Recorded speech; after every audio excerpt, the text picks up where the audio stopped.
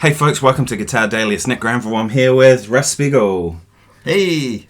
All the way from the United States. Man of Florida via New York via Germany, I believe. So. And I'm originally from California. And originally from California. Santa Monica, is that right? That is correct. Yeah, I love Santa Monica Beach. Oh, it's one of my favorites. I grew up there. Maybe you have a different stance on it. But No, it was wonderful. It was wonderful growing up there as a kid. Yeah, I'll bet.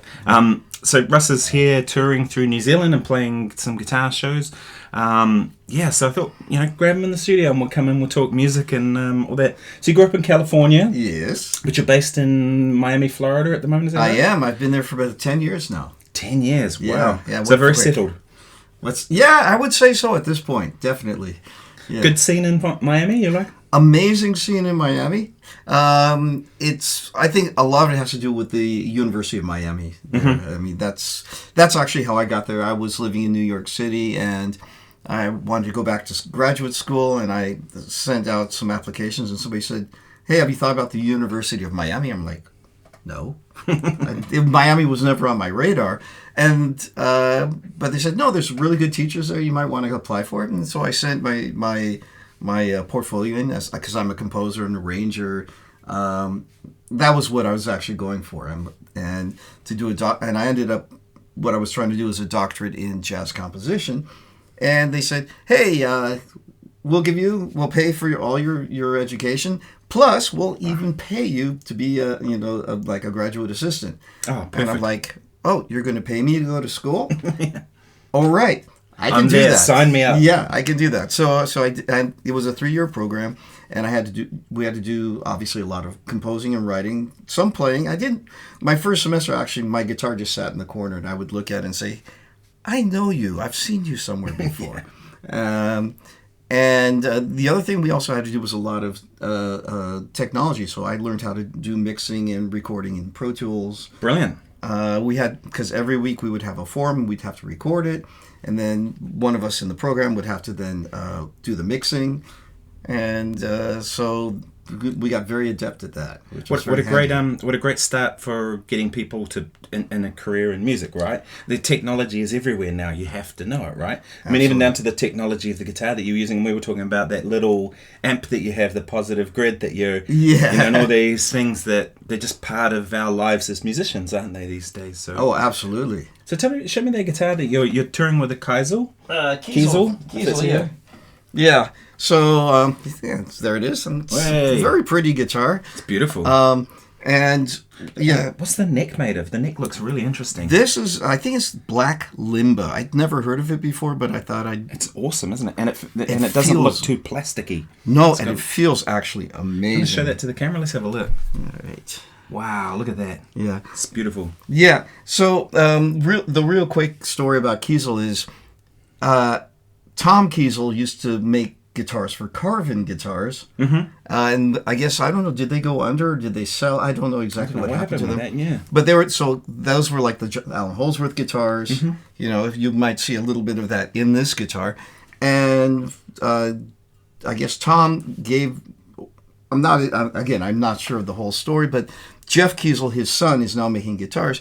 And what you do is you can actually go online and design your guitar. They're somewhat custom, aren't they? I chose the woods, the finish, the pickup types of pickups. So because usually they come with a 5-position switch, but I went for like the I prefer the 3-position, and then I have a push pull.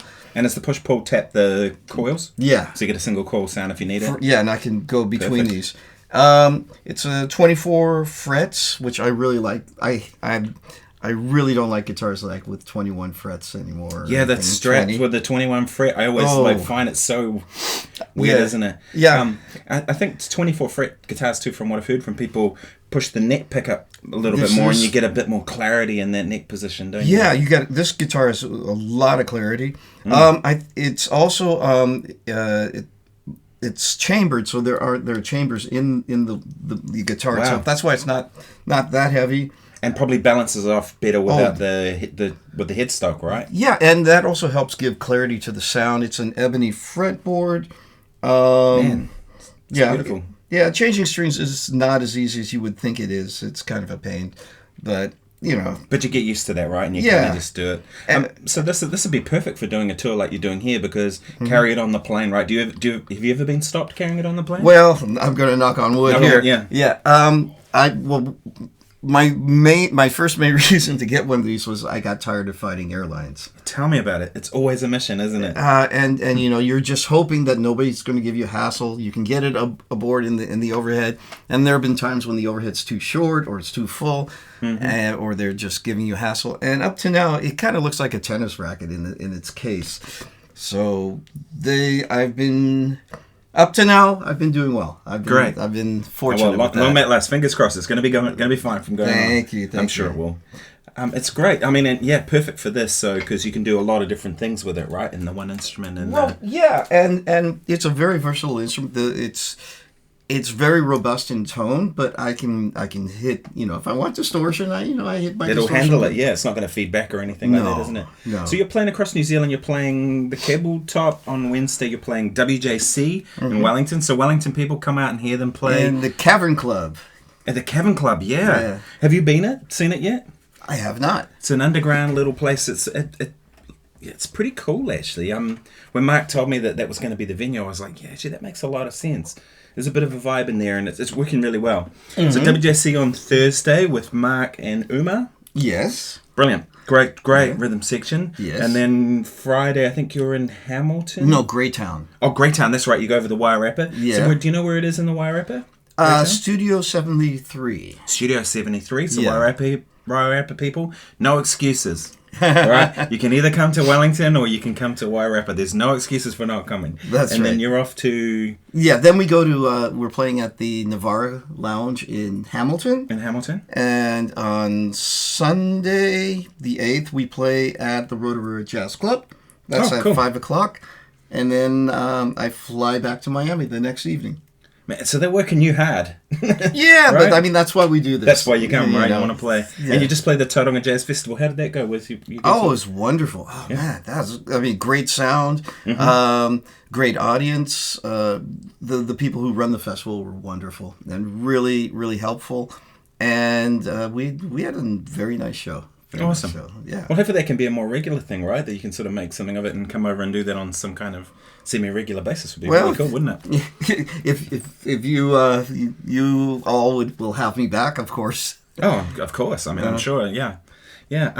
So when you get back to Florida, what's the next step for you? What have you got? Oh, well, I'm also I host a radio show every Tuesday morning. So I get in Monday night. Tuesday morning I have to host a radio show.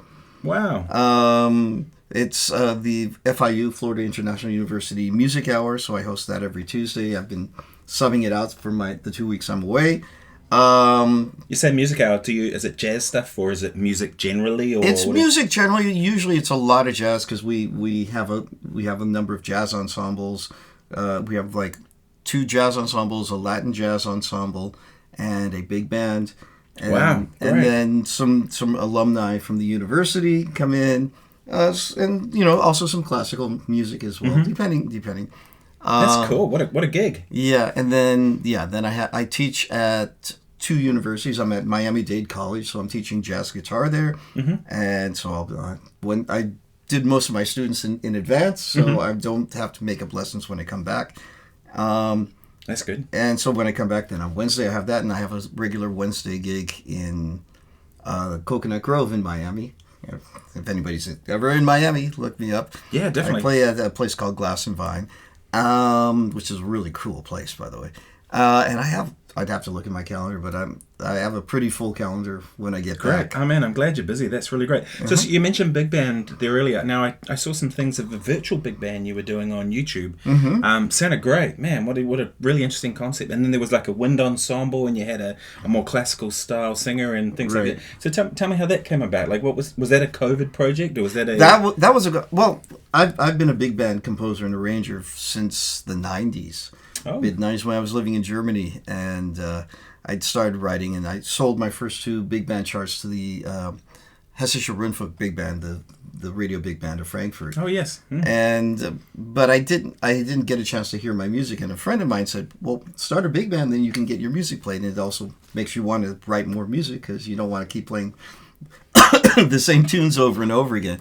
So I did that, and then when I moved back to the States, I moved to New York City, and some opportunities came up, and I started a big band there, and I was playing with my big band fairly regularly in New York City. Great. And I mean, it's a labor of love, especially in a place There's like tens of dollars to be made in big bands. Yeah, or to be lost. Or to be lost. If you're the band leader, it was more a case of I had to give the band members something. So usually I was deep, totally. Yeah, I know. reaching into my own pockets most of the time. I used to do like one big band gig a year of my stuff, right. and it would cost me $500 every time I did it. Because I'm not going to ask people to play for nothing. So I give them like something, and the fees never covered it. So, but it was fun. Exactly. Yeah. So I was doing that, and I made a big band album in Germany, and I made one in New York City with some great musicians, and I continued to do that. That was the reason why I came to Miami. Mm-hmm. And I also, because I was saying I work for Miami-Dade College. I will get back to your other question, by the way. Miami-Dade College. And I also work for Florida International University, where I'm technically on the music business instructor there. And so I'm teaching. That's the radio hours actually for the university. Gotcha. Yeah. In the local radio station. Mm-hmm.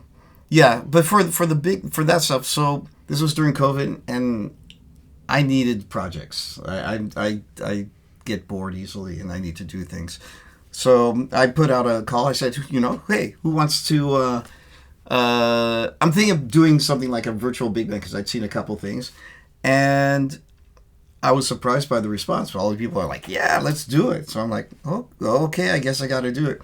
So amazing. So I created some. The first thing I did was a chart of blues that I'd written when I was at the University of Miami called Up the Creek, which is kind of how we all felt during COVID.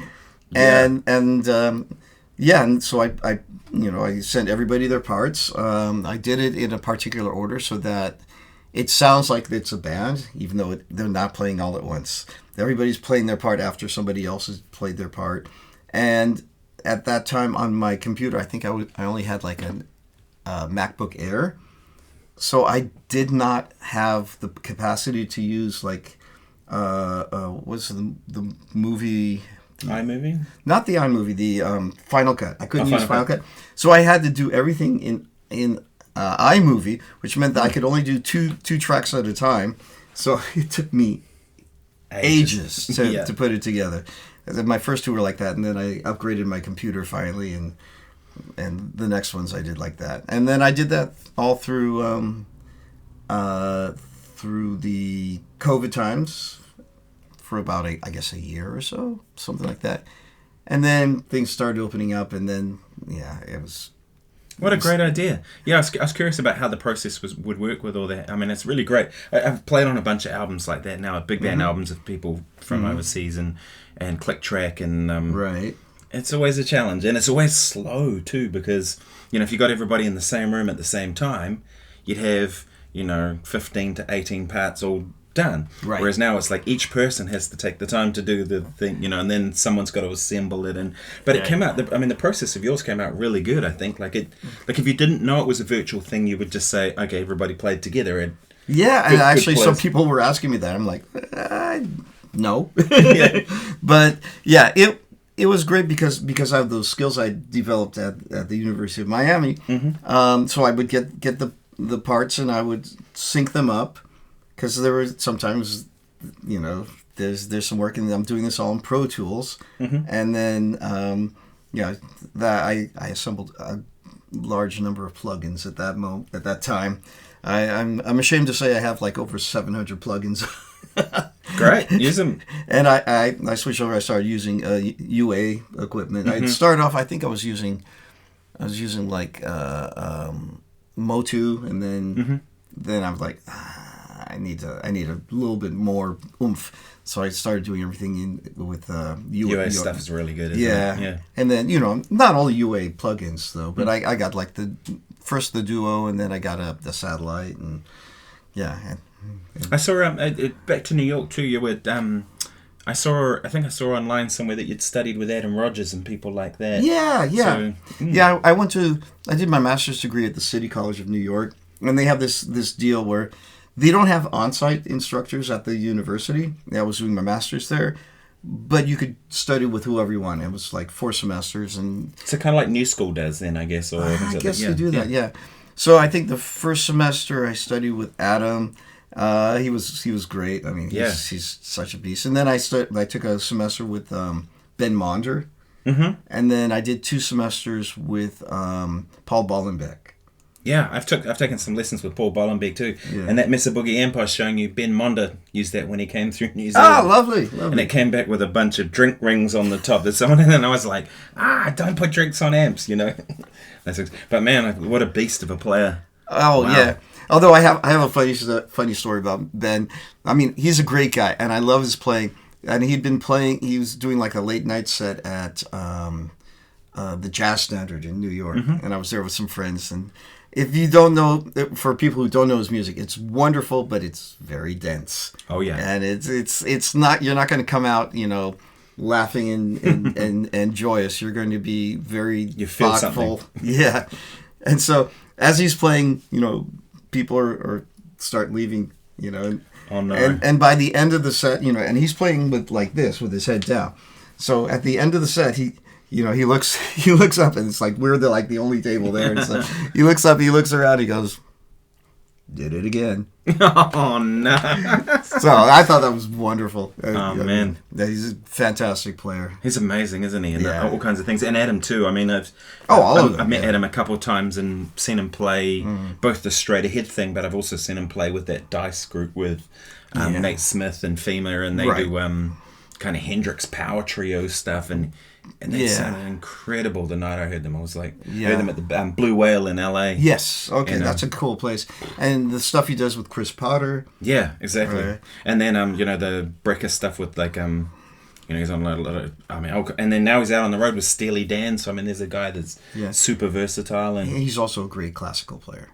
Yeah, I believe so. I haven't heard him do it, but I've heard Same with Ben Monder. I think Ben Monder has that background as well. Did you have a background in classical music at all? Or? Not really. I mean, my first instrument was trumpet. Oh. And I did that, but I was not. I was not an assiduous practicer of the trumpet. It wasn't an instrument that really spoke or grabbed me.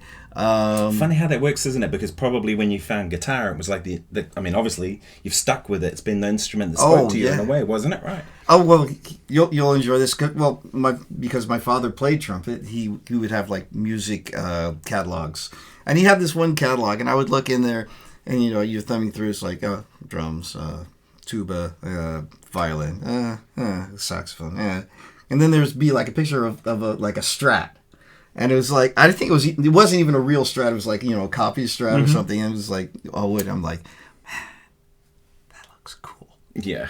And I would do that from time to time. And then I was listening to rock music. My people I was listening to was like, I was a big Led Zeppelin fan. And I loved Ritchie Blackmore and of course Jimi Hendrix at that time. This was before even Van Halen was out. So, And I just kept bugging my dad. I want to play guitar. He goes, yeah, right.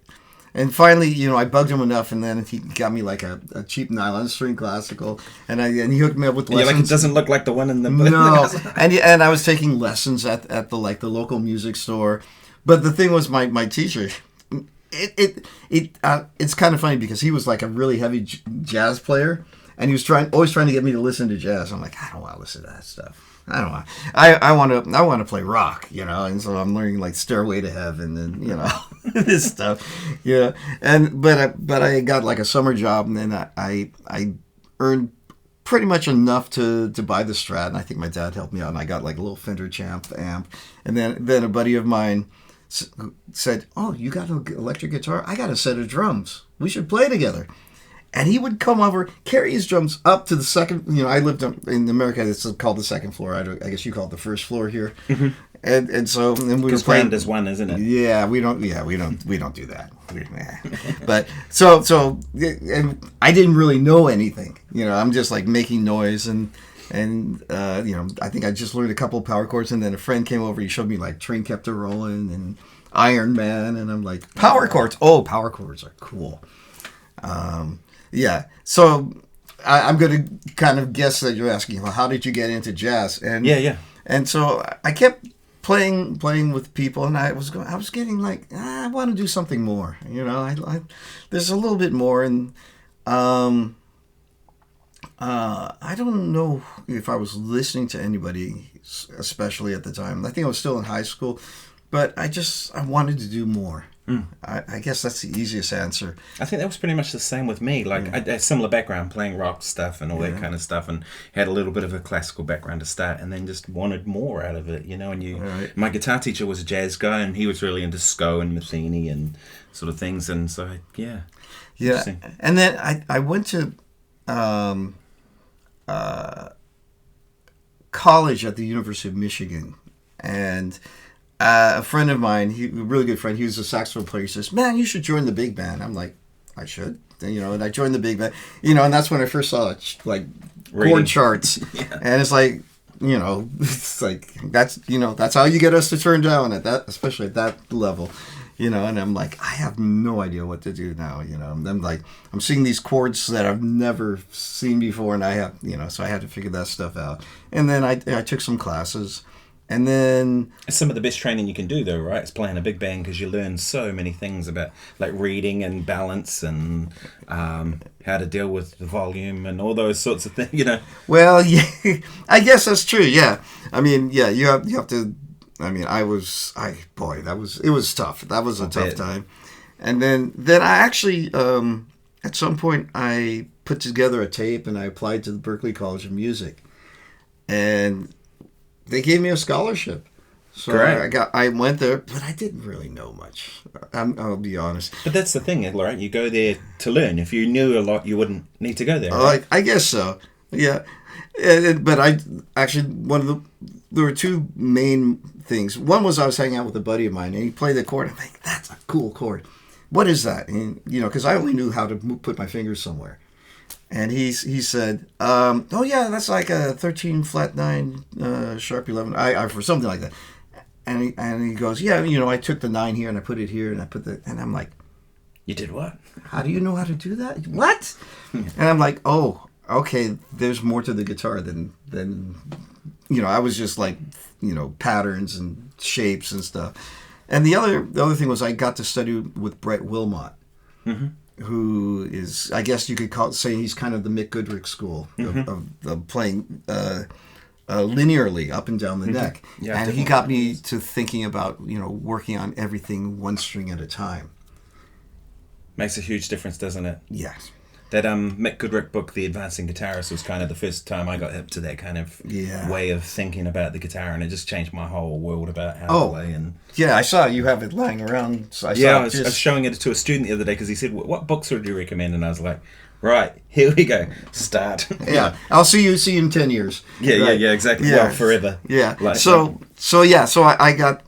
I mean, first I was doing the stuff that Brett gave me, but then I actually got that book and I worked through it. Brilliant. And it's a wonderful book. The way he's put it together, it's very entertaining and thoughtful, and makes you look at guitar and music in a totally different way. And that stuff at the end, you know, like if you're feeling uninspired, go for a walk. And go and feed the ducks and stuff. And I love him. I love he when he talks about you know, space is a great thing, and then he writes out use it.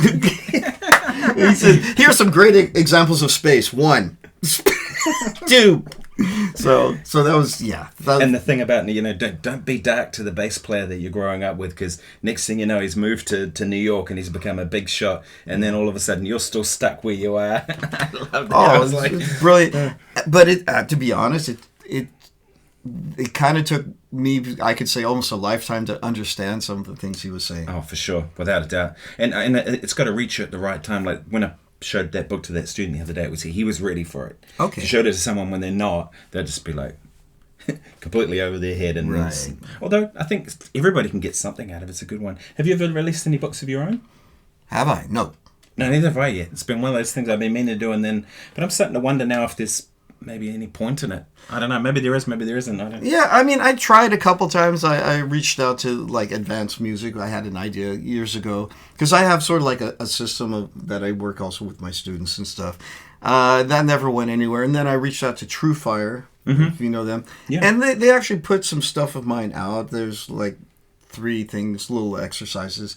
But it never got beyond there. And I'd started working on a book, but it's like, that's a lot of work. Yeah. You know, and I thought about doing like maybe a video thing, like you do video things, but I'm busy performing, I'm teaching, I'm gigging a lot. I kind of already have my hands full. It's got to work for you, right? It's got to be your thing. Yeah. So anyway, we should probably wrap it up. We're about 25 minutes there. So that's Russ Spiegel is going to be playing across Wellington, Wairarapa, Hamilton, Rotorua. Do go and see him, people, if you're around. And of course, if you're in Miami or wherever else Russ might be playing. You're in Australia, I think. Yeah, I'll be there in May. I'll be in Australia. And June and July, I'm in Europe. Yeah, so come wherever you might be. My audience is pretty global in terms of this stuff, so come and see the man play. And I'll post a video of Russ playing some stuff. And yeah, thank you so much for coming and doing this, my man. Yeah, thank you for having me. Should we also say like the website stuff and all that? Yeah, definitely do. Please. Yeah, so it's a very easy website. It's russguitar.com. Wow, how did you get that one? I don't know. I got really lucky. You know, Russ, RussGuitar.com. Yeah. RussGuitar.com. Yeah, and I'm on Instagram, Facebook, and all. LinkedIn, actually. And you've got a YouTube channel, too. I've seen stuff on your YouTube channel, so I'll link that down below, so check it out. And if you like what you've seen, then stick around, because I'm here every day on YouTube. So, and I'll post some stuff of Russ playing, and yeah, thanks so much for watching. Cheers.